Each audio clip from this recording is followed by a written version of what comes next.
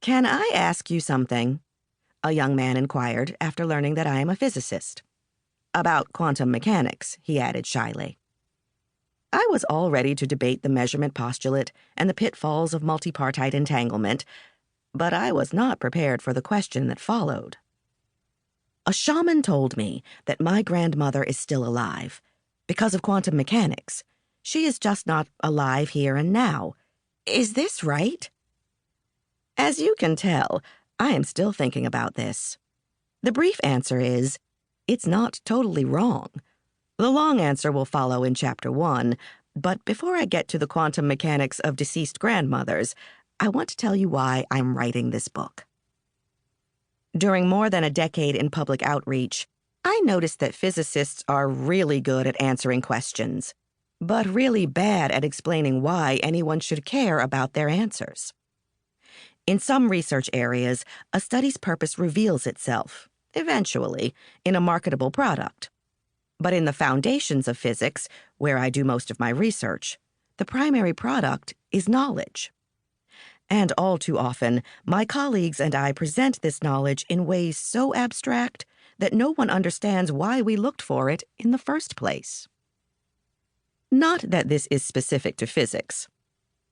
The disconnect between experts and non-experts is so widespread that the sociologist Steve Fuller claims that academics use incomprehensible terminology to keep insights sparse and thereby more valuable.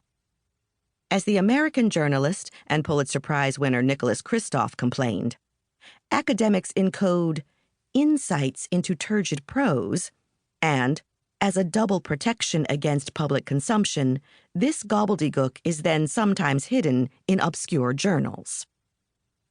Case in point, people don't care much whether quantum mechanics is predictable. They want to know whether their own behavior is predictable. They don't care much whether black holes destroy information. They want to know what will happen to the collected information of human civilization. They don't care much whether galactic filaments resemble neuronal networks. They want to know if the universe can think. People are people. Who'd have thought? Of course, I want to know these things too. But somewhere along my path through academia, I learned to avoid asking such questions, not to mention answering them. After all, I'm just a physicist. I'm not competent to speak about consciousness and human behavior and such.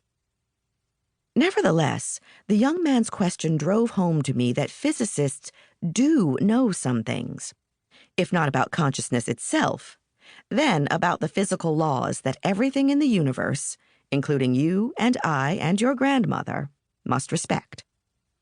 Not all ideas about life and death and the origin of human existence are compatible with the foundations of physics.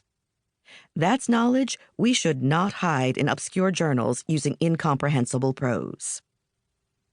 It's not just that this knowledge is worth sharing.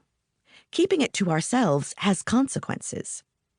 If physicists don't step forward and explain what physics says about the human condition, others will jump at the opportunity and abuse our cryptic terminology for the promotion of pseudoscience.